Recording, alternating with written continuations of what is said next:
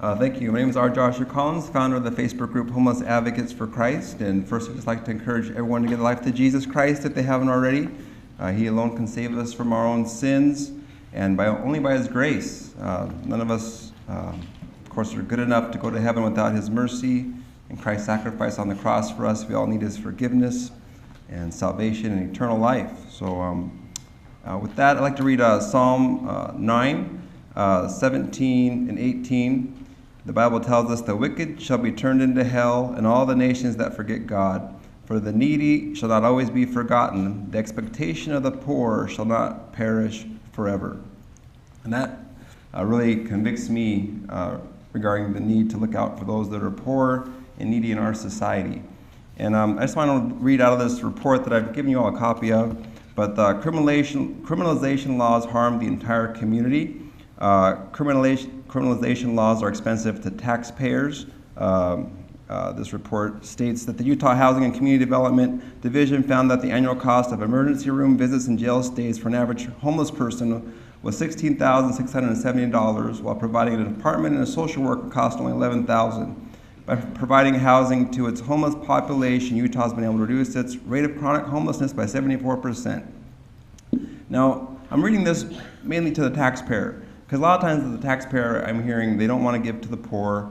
Not all of them, but there's some that are very vocal. They don't want to help those losers and bums and that kind of thing. And these are just comments I get sometimes from such individuals. But think logically and not emotionally. Logically, you're going to likely save a lot of money if you actually help the homeless with housing. There's also a study in Albuquerque, New Mexico, as well as Central Florida. I can't read all of it, but the interesting thing about this, though, is these studies were done, right, basically saying that law enforcement and medical costs were more expensive than housing first, okay? So, but the funny thing is they didn't include lawsuits, right? So what about if the city gets sued for not instituting housing first?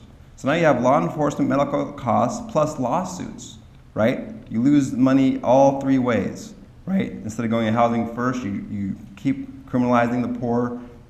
So there's three different avenues you're going to lose revenue and all that, taxpayer money, whatever. So if you're a taxpayer and you hate the homeless, even if you hate the homeless, think logically. Think, well, do I want to pay, this much more for homeless people or not? You know what I mean? If you keep enforcing these unjust laws that are continually harassing the poor and jailing them for sleeping outside and for having sleeping bags and tarps and for having property outside. So think logically, not emotionally.